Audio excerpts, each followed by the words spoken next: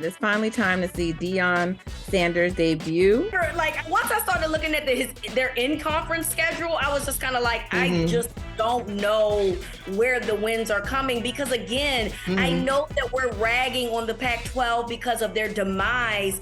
Okay, they play Nebraska. Maybe, no. I only got two right now that just stand out big time for me. And maybe it'll be like an any given Saturday type situation, like, you know, and that'll add to the season, the drama of the season. So I don't know what the fair expectations are, but I think no matter what, the fair expectations are to have none. That's the fair expectation. All right. What's up, boss? You believe now? You hold on. Oh no. Do you believe that? Huh? Oh no. I read through that bull junk you wrote down. I read through that. I sifted through all that. Yeah. Oh no. Come on. Do you believe? You don't believe. You just answered it. You don't believe. Next question. For real?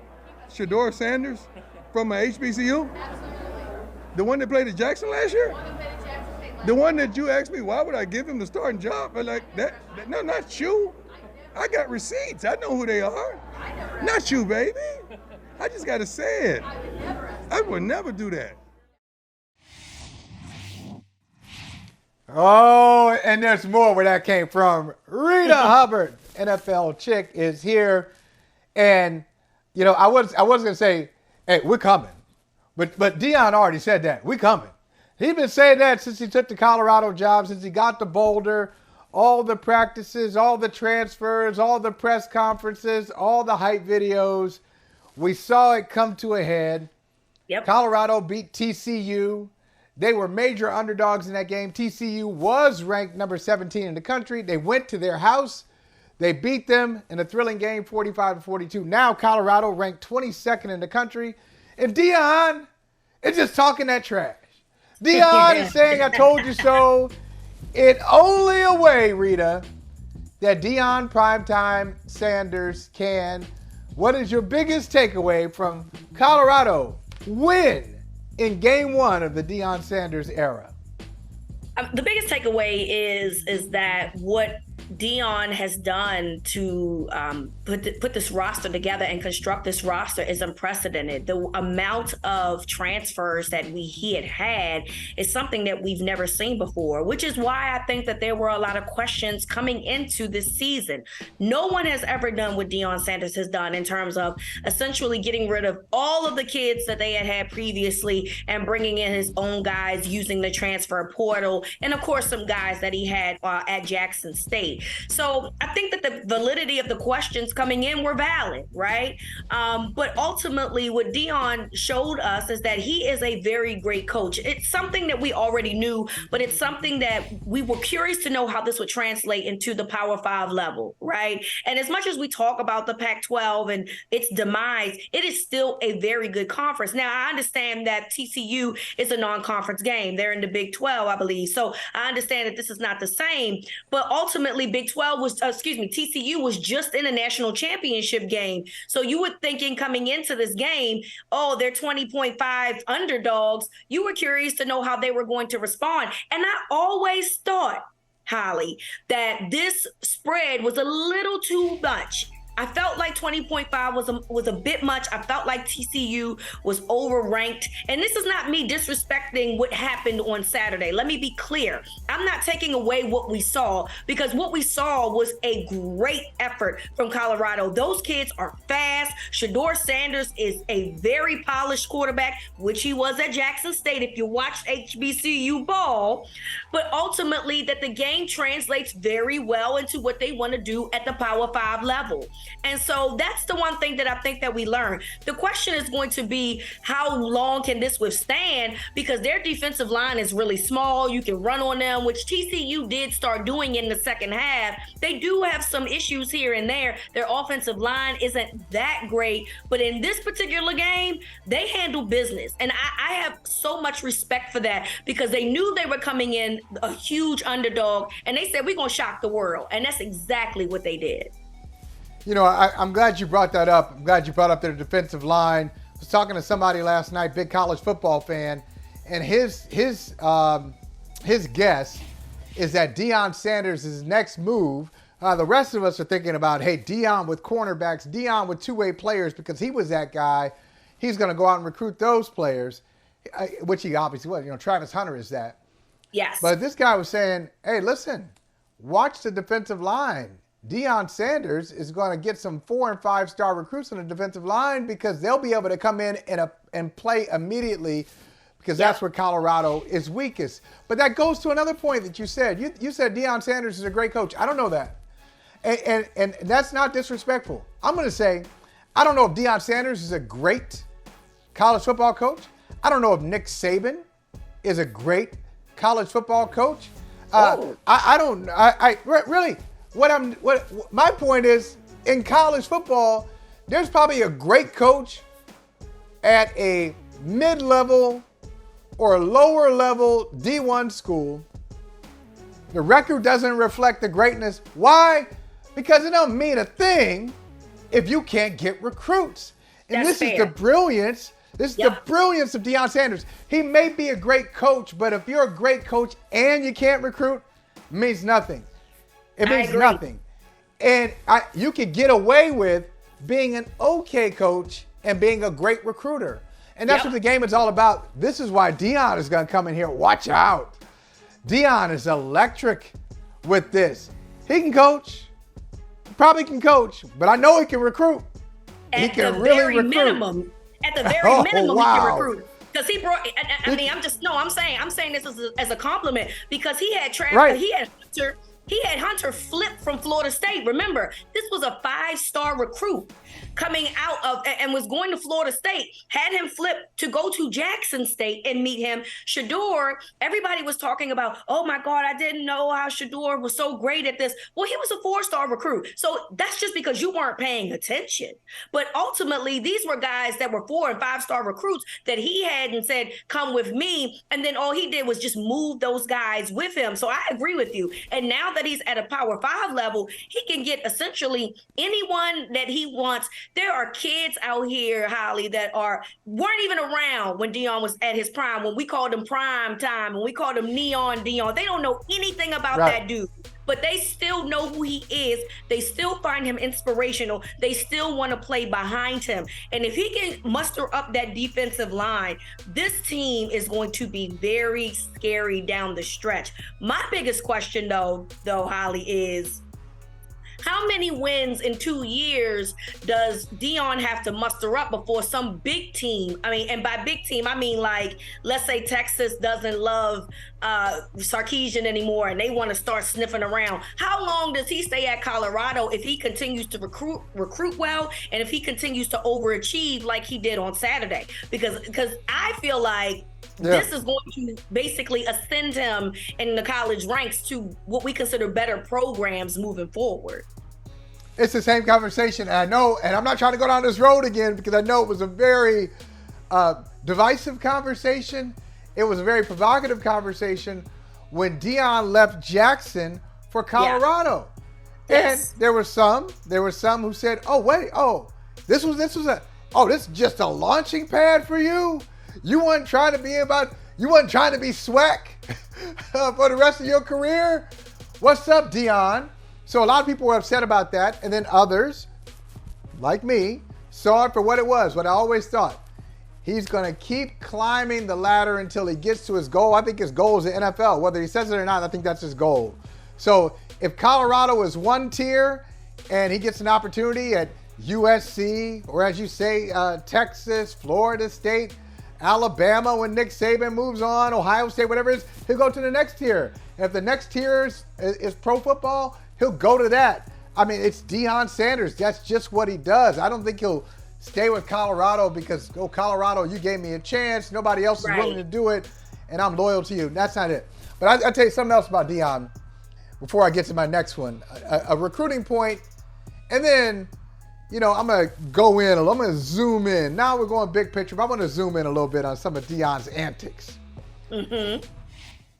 He's going to be an effective recruiter in this phase of college football because a lot of coaches are used to recruiting cycles. So if for example, if I recruit the class of 2023 and I'm a coach, I've already got my recruiting done, I can move on to the class of 2024, then I'll move on to the class of 2025. No. In today's college football, you bring in the class of 2023, they sign, they're on campus, you have to continue to recruit them and continue to sell them because of the transfer portal. So you ain't got them for 4 years just because you got them in the first recruiting cycle. There's a series of recruiting. You're constantly recruiting every moment as a college coach. And that's the story today. That wasn't the story 5 years ago. NIL has changed everything. Transfer portal has changed everything. And so Deion Sanders is better positioned than anybody else in college football to sell you. Now, you may think, oh, this is a bunch of BS. Oh, Deion's full of it just like everybody else. You might get to that point, but it'll take you a while because that dude is compelling.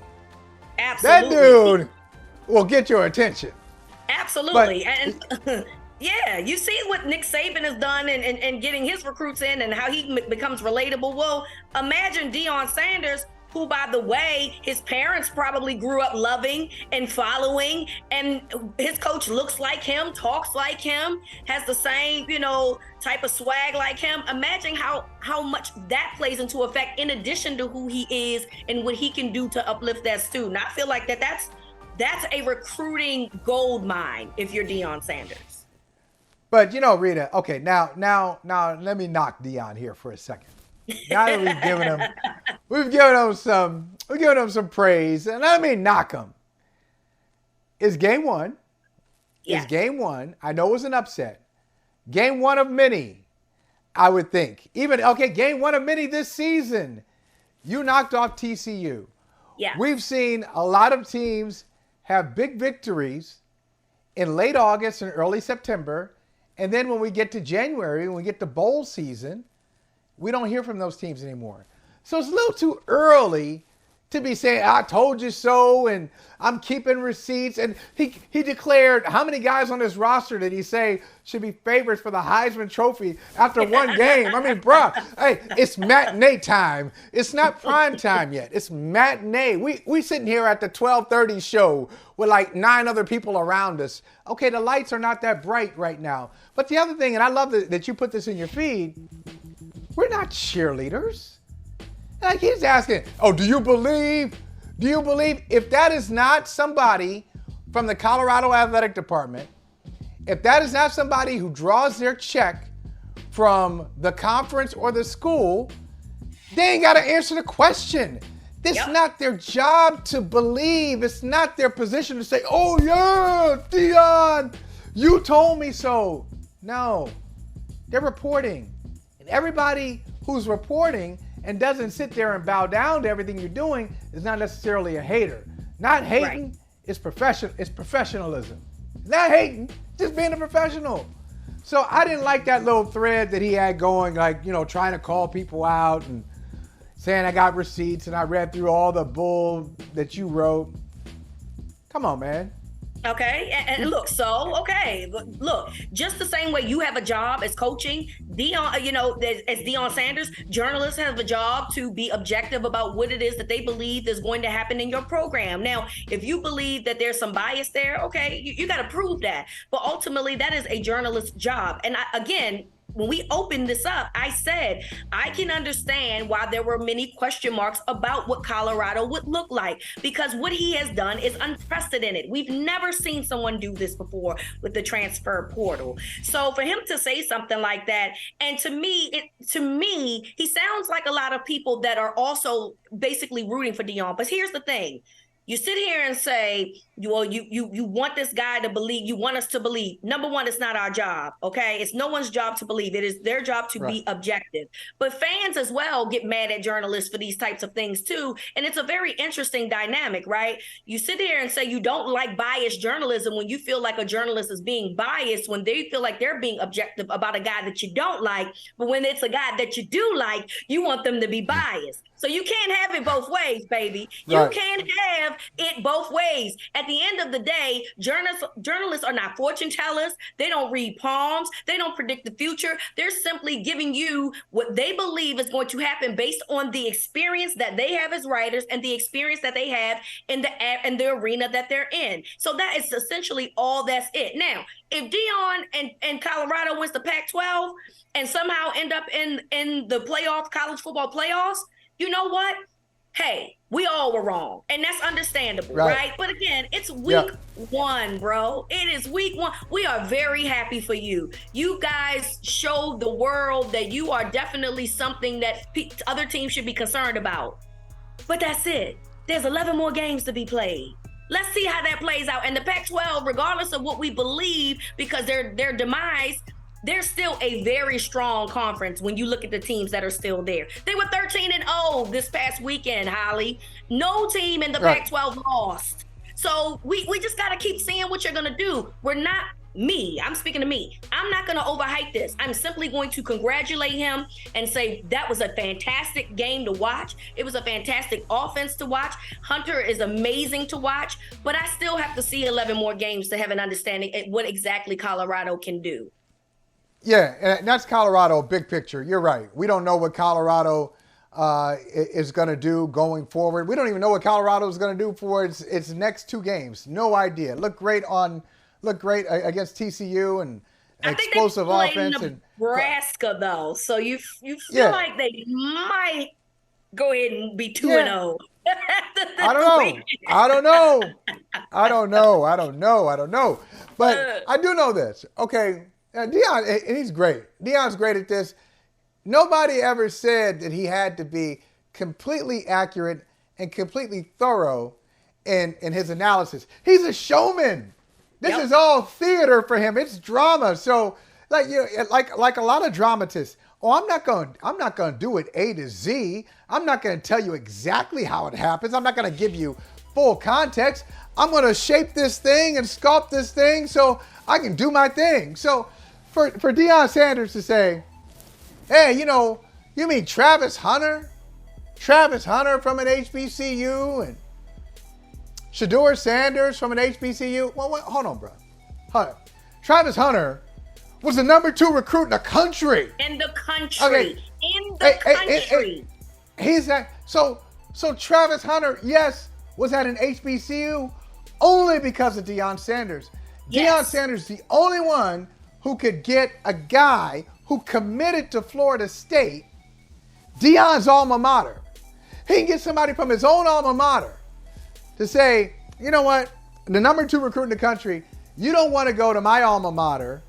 Cornerback University has produced the likes of me, has produced the likes of Jalen Ramsey and old school Terrell Buckley, all these people. No. You don't want to go there. You want to go to Jackson State. Deion Sanders did that with the number 2 overall recruit in the country. And his son, as you said, Rita, his son was no 2-star recruit or 3-star recruit. His son was a really good player. I remember Tom Brady working with Shedeur Sanders out of respect for Deion. I think he had like a couple of one-on-one sessions with him. Tom Brady doesn't do that for anybody. And so Deion is making it sound like he's trying to create this whole story of, oh, you guys don't think HBCU athletes can play, which is true. Yes. But these are not the classic examples to use of why the HBCU talent is great. We know it's great. Yeah. But now you've used 2 extreme examples to kind of make your point. Exactly. Like we can have that conversation because it is a conversation to have. There's a lot of talent that comes out of HBCUs. We all remember, Steve McNair coming out of Alcorn State. And that was just something. He was the number 3 overall pick. I've never seen a HBCU player on the cover of Sports Illustrated before I seen Steve McNair. So we know that there's great players. There's a ton of great players that come from HBCUs. The problem is that the examples that you chose to use, Deion, other, Power 5 schools were looking into those kids and they just so happened to follow you Not that they couldn't get into these other schools. They just made a decision. But it wasn't because that they didn't have options. Let's be clear. They had options. They just chose to ride with you. Now, it's an absolutely valid point, right? Because he did bring other kids up from HBCUs to bring with him to Colorado. So that is a conversation to have. I just think you're being a little disingenuous when you want to talk about the number 2 dude in the country at one point and a 4-star recruit that you had to say, see, HBCU players are good. We know that they're good. You, me, Holley, we know that they're good. We ain't talking about those. Well, come on. Hey, Reeta, I'll just say this. As we head to the next section of Brother from Another, the first 20 minutes, we ain't talking about Duke. We ain't talking about Clemson. We ain't talking about Notre Dame. We didn't talk about USC. We didn't talk about Ohio State. We spent 20 minutes talking about the Colorado Buffaloes. Yep. That is the genius and impact of Deion Sanders. Coach Prime.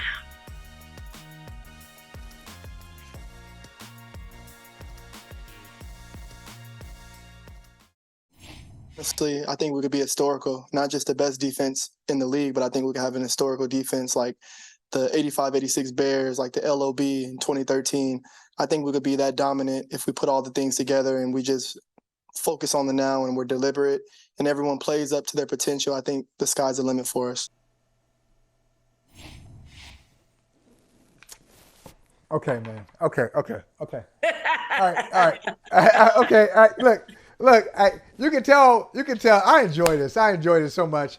And you know what? Maybe my little gig is about to be up, in that I've had it for such a long time. I've been able to rely on it. I can tell you. I'm just going to confess. I really enjoy. There are like a handful of teams in sports that I just enjoy making fun of. One of them is Michigan, because it was just in me. I was raised that way. I can't help it. Growing up in Ohio, it's all things Buckeyes, and I was against. I was told that. It's not my fault. I was told to be against the Wolverines. Michigan State, I love you, Michigan State. I ain't got no problem with you. Central Michigan, Eastern Michigan, I ain't got no problem with you. Okay? All right. But Wayne State, I ain't got no problem with you, Wayne State. But the University of Michigan and Ann Arbor and the Big House and all that stuff, whatever. So I enjoy making fun of Michigan. But that's just like, that's just from birth. But the Jets are on that list too, Reeta. Because I live in New England and I've seen many Patriots-Jets matchups over the years, and I have not seen the Patriots lose to the Jets, get this, in 14 straight games. They have a 14-game winning streak against the Jets. So I've seen every iteration of the Jets. Like when they're supposed to be good, I've seen all of their franchise quarterbacks. I've seen them all. They've had many franchise quarterbacks. Mark Sanchez, all top 10 picks. Mark Sanchez, Sam Darnold. Yep. My man, my guy, Zach Wilson, all top 10 picks, all franchise saviors. And so when I hear them talking trash, I don't know, it's not even like a little brother, little sister thing. It's like that annoying little cousin you have. And I ain't talking about your first cousin. Like somebody has to explain to you, you need the whole family tree to understand how y'all related. That kind of cousin. Like, first of all, you C-list, D-list cousin anyway. And now why you talking trash? Why you talking trash? So that's where I stand. That's where I land on the Jets. I have to learn the hard way. It's different now. They had a great defense last year. They got a Hall of Fame quarterback. They have young talent, intriguing young talent on the roster. I just don't believe it. How about you? I don't believe it. Put me down for 8-9. Put me down for 8-9 in the Jets. How about you? Oh boy! All right. I don't know where I rank the Jets as of yet, but I understand the reason for him feeling so optimistic. Right? He has Aaron Rodgers as his quarterback, and last year was Zach Wilson. They were in a lot of games, and he just could not deliver. Right? So that's why we're here. But here's the problem, Mr. Reed. Number one, you mentioned two different types of defenses. You mentioned, the Bears, which I don't know if you heard this, but post 2008, they can't play the same way that the Bears could back in the 80s. So y'all not going to ever be the Bears, okay? No team will ever be the Bears. Now, what you could be like is more like the 2013 Seattle Seahawks. Okay, understandable, right? But at the end of the day, y'all have to get to that point. Yes, your defense showed some very good promise last year. I understand you got Quentin Williams. I understand you got Sauce Gardner. You guys do look good defensively, but you got to do it. And you play in the right division to do it, baby. You got the Bills, who's high-powered. You got the Dolphins, that's high-powered. You will be tested, okay? And I'm not going to even take the Patriots out of this equation because they'll find a way to hang around. Hey, that's what they 0-14 against them. They're 0-14 against them. Exactly. So they ain't high-powered. They ain't high-powered. They just find a way to beat you. So, they just find a way to beat you. So this is nice. I understand. We got a real formidable quarterback that we respect around here, something that you feel like you didn't have last year. I get it. You feel like you don't have to feel the pressure of winning games like you did last year, but you got to do it. And you play in the AFC, which is going to be hell. So good luck, Mr. Reed. I hope it works out for you, because if it doesn't, you already know people like Holley is going to come right back to this topic and say, oh, I can't wait. Told you I you was a distant cousin. We don't care about y'all. I just can't wait. I can't wait. It's going to be so much fun. Now, the one thing about their defense, you mentioned 85 Bears, great point. You know, the 46 defense, and yes. You know, they were attacking. They were attacking the quarterback. They could hold. They could do all kinds of things at 85 that they can't do now. But 85 and in 2013, any great defense that you mentioned, those defense had takeaways. And it's shocking that the Jets didn't give up that many points last year. I think it was like they gave up 316 points. 316, a fair amount in 2022. Yeah. I mean a low amount in 2022. Yeah, that's low. Yeah. But they don't have takeaways. Like, if you're going to be one of those great defenses, it's not just, we can match up with anybody. Sure, you can match up with people, but you need to be able to strip people. You need to be able to have some. Like think about the Tampa Bay Buccaneers, the 02-03 type Buccaneers, where guys like Derek Brooks, he gets the ball in his hands, and not only is he going to take it, is he going to intercept it, he's probably going to score a touchdown. You need some guys, scoop and score guys. And so the Jets are technically sound and good defensive players, but I don't see the takeaway. I don't see that takeaway flair that a lot of good defenses have. Let me ask you this. Do you think number 6 in that PFT poll, I don't know if Florio did that or not. I don't know. Did Florio and Sims do that, or somebody else did that for them? I saw it on PFT. I saw it on PFT. So I'm blaming Florio for this. 6. And I know, I think Matt Casey might have something to do with this too, because he's a Jets fan. I mean, number 6? What? Number 6. 6? You think the Jets, yes or no, do you think the Jets, I know it's September, do you think they're the 6th best team in football? They lost. They lost their last, 6, 7 last year down the stretch? They won 7 games last year. I think that they're a top 10 team. They're top 10 team. They're top 10. But 6, I don't think that they're 6th. I think that you do have to change. You have to look at them differently because of Aaron Rodgers. I think you do have to look at them differently. The problem is that we're probably overhyping them because of Aaron Rodgers. Like, this isn't Aaron Rodgers of 10 years ago. And as great as I think that Aaron Rodgers is as a quarterback, I think that he is one of the most talented guys I have ever seen. He's still not young. And there's that. So while I do think that the Jets have a chance to be good, I think putting them at 6 is a little bit too much, but that's probably what Florio wanted to do anyway, was stir the pot a little bit and have us having this conversation, which we're doing right now. Yeah, Florio's not much of a pot stirrer at all. That's just not his thing, just kind of quiet, a little reserved. Okay, now we got the top 10. Look at the bottom 10, and at not only the bottom 10, the bottom 1. At number 32, the Arizona Cardinals. And Rita, I didn't want to bother you over Labor Day weekend. I just wanted you to have the time away, because we love having you on the show, Rita. You do a great job. And I was saying, how do I inspire Reeta to really be excited to come to work during football season. And I was going to send you this clip from Jonathan Gannon just to get you really excited about Brother from Another. Listen, I didn't send it. I want to share it with our audience, with our family right now. And feel free to show this to your coworkers who are slacking off a little bit. You want to get them charged up, feel free to show this clip of Jonathan Gannon to your coworkers. Welcome back. Who drove over here? Quick, let me see your hands. Who took the bus? Did you have fire in your gut? Did you? We're here for a reason. Don't get that twisted, okay? We're here for a reason to win games. So if you didn't have that fire in your gut, you better light the fire pretty fast. Be who you are. Just understand, I'm looking for killers.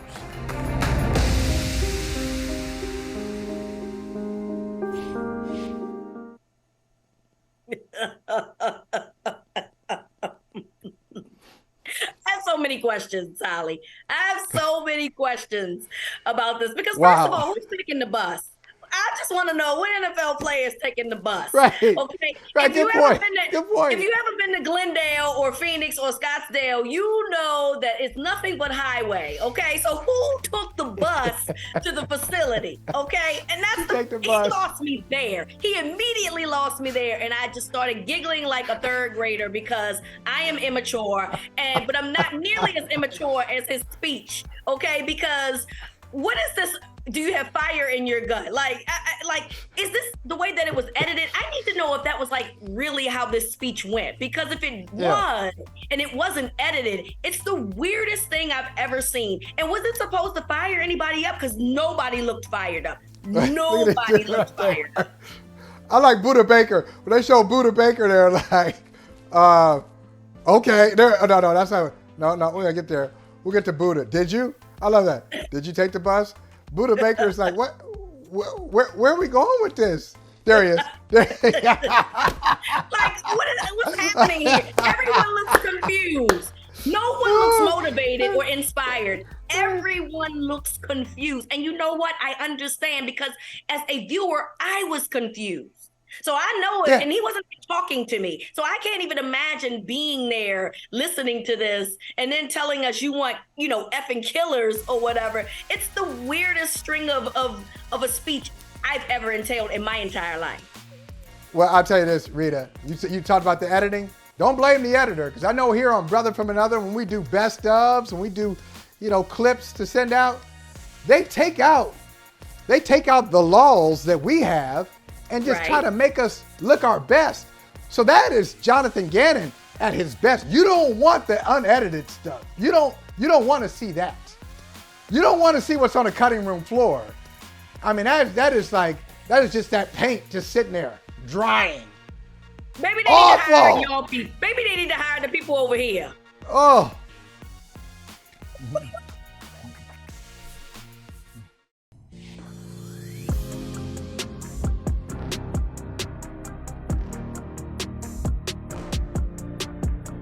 Oh, this is nice, man. This is really nice.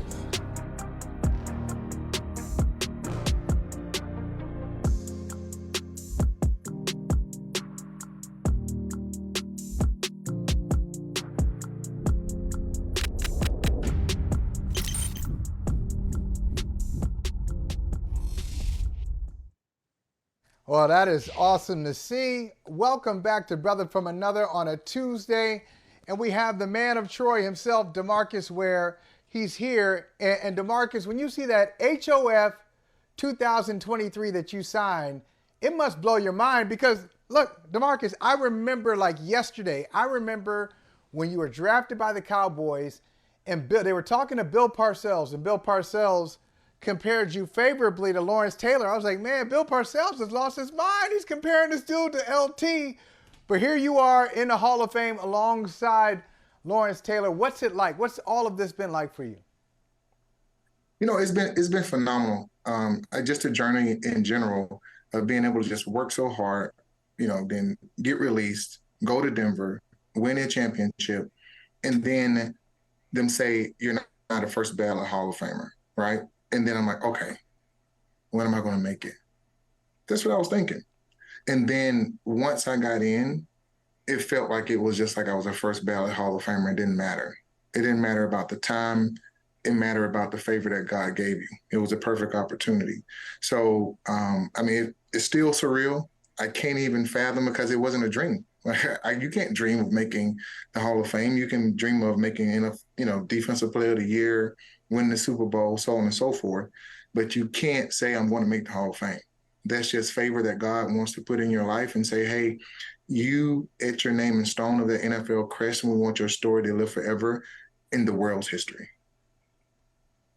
You definitely belong in the Hall of Fame. And so congratulations on that. But talk about your decision to sing the national anthem in the Hall of Fame. Like that is a big deal, right? And to be able, obviously you've played in crowds of people before, but singing is a different type of situation. So what inspired you to do that?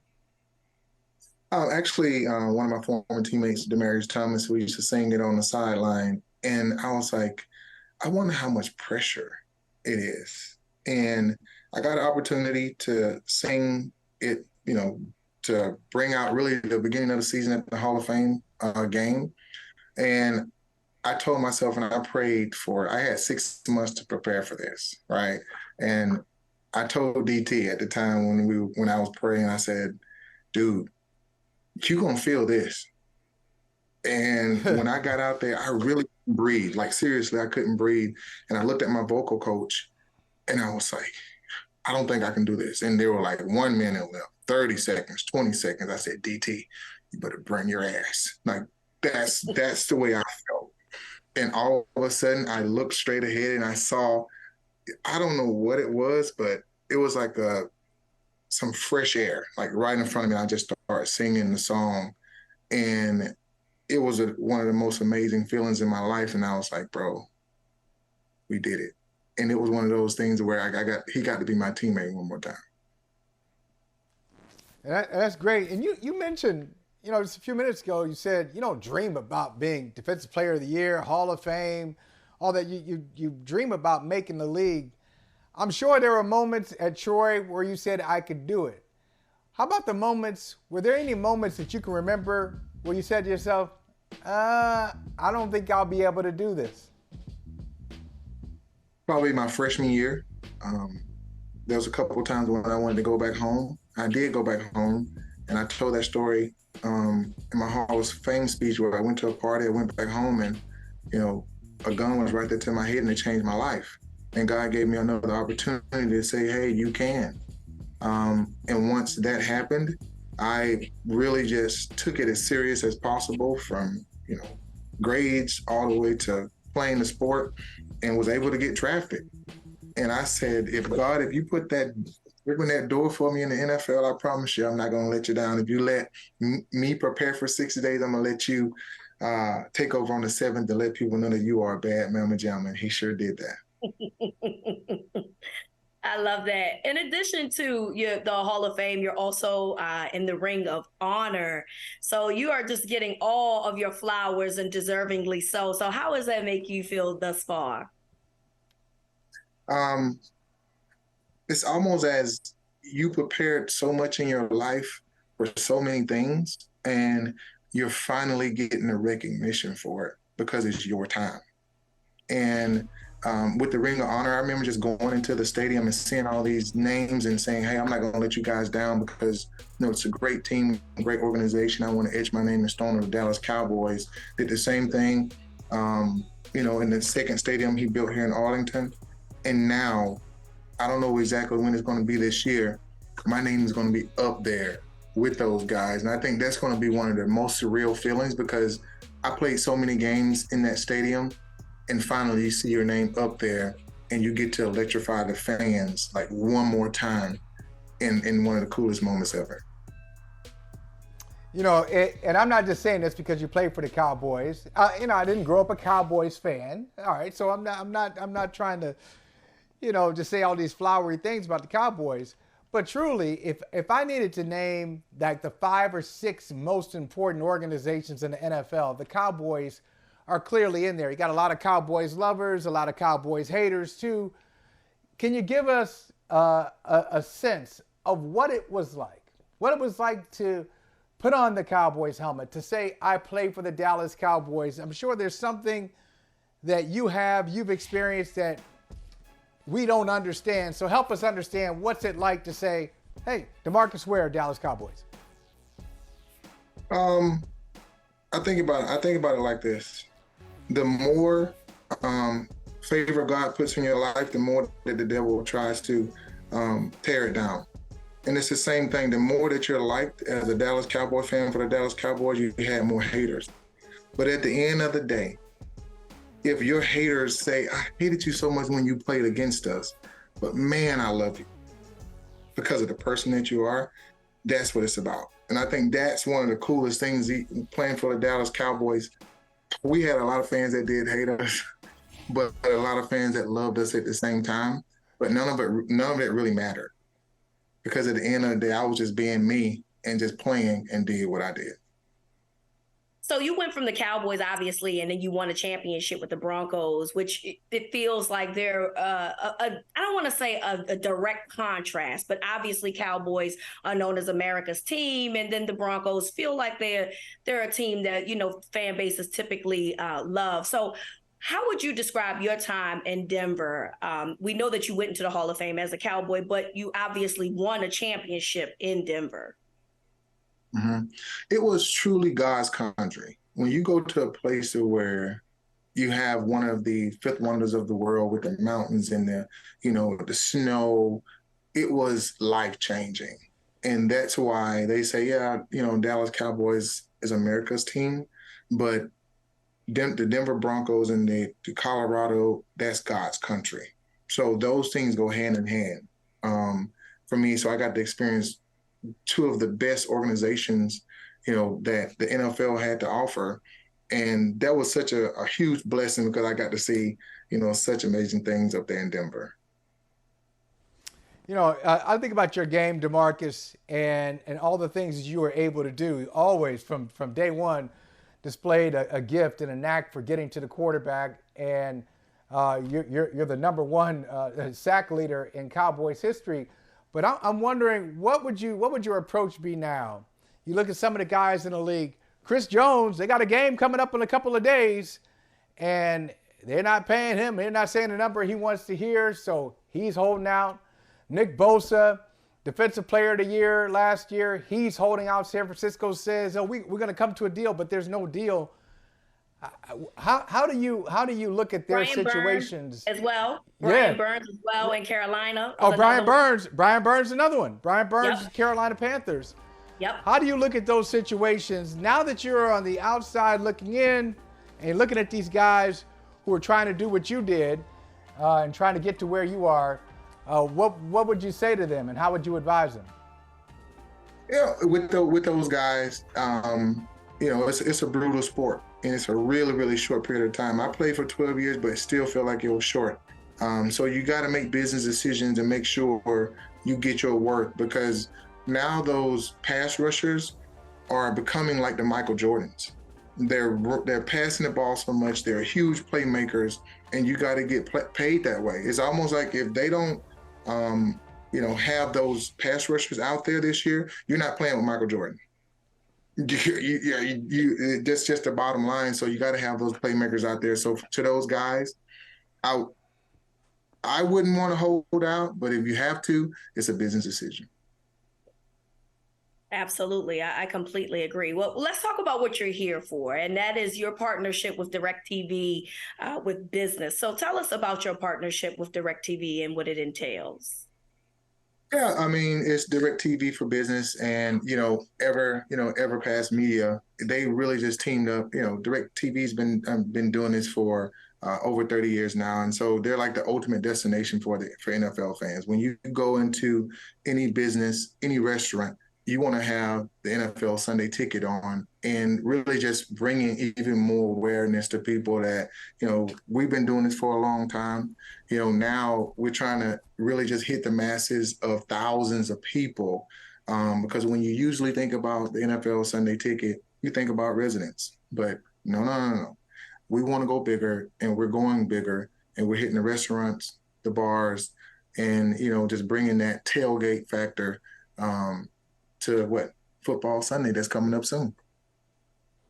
Well, it is coming up soon, and, we can't get you out of here until we hear how you see this season. Your teams, you got the Cowboys. I don't know if you're going to mention the Cowboys as a Super Bowl contender. The Broncos, if you mention the Broncos as a Super Bowl contender, we might look at you cross-eyed a little bit. I don't know about the Broncos, but how do you see the NFL season playing out as we sit here in September, early September? As I always say, every team has a chance to win the Super Bowl if the injuries are at a minimal. And when you get into the playoffs, for both teams, it's always been the quarterback getting hurt, a wide receiver or a tackle getting hurt, somebody that's huge to the team. But with both of these teams, if they can make it healthy into the postseason, they got the it factor. They got the captains and everything on the Dallas Cowboys with Dak and DeMarcus Lawrence and Micah. And, you go over there to Denver, same thing with Russell Wilson. You got, amazing coach with Sean Payton. So they have the it, but it always goes down to injuries in the postseason. So, I'm looking forward to seeing what the season has to hold. We'll know around 9 or 10 games in, where everybody's at, but I'm really looking forward to it. All right, last thing for you. Go ahead. Go ahead, Rita. Go ahead. No, it's I the was next just slide. I just was going to say, the NFC, the AFC is just so stacked that it feels like Denver has a harder path. But you really love the addition of Sean Payton because they do have the weapons. They have the wide receivers. They have the defense. They have the quarterback. It feels like Dallas has a clearer path into the postseason. So that part is interesting. I think that they have the talent at Denver. The problem is that they're in a conference that a lot of teams are good. Yeah, and they do have a lot of teams in that conference that are really good, but I like that underdog factor because when we won Super Bowl 50, everybody always just counted us out. You know what? You're not going to beat, Carolina during the Super Bowl. Oh, my God, you're not going to beat Kansas City Chiefs. San Diego, it was a hard game. You play a lot of hard games, but if you can get through it, you will crush any NFC team because of so much talent in the AFC. And that's what we did. Well, DeMarcus, thanks so much for taking the time. Congratulations on all of your honors. Hall of Fame, Cowboys Ring of Honor. Nobody will ever wear number 94 at Troy again. You got so many things going on, and here's a little bonus. You've told all those holdouts right now, I'm the Michael Jordan of our team. DeMarcus Ware said it. Put some more zeros on this contract here. Help a brother out. Thank you, DeMarcus. Great talking with you. That's right. More zeros. More zeros. Thanks for hanging out. Thank y'all so much. Do I think the NFL is scripted? You think I really would have played along with the script that had me losing to Peyton's little brother Eli twice in the Super Bowl?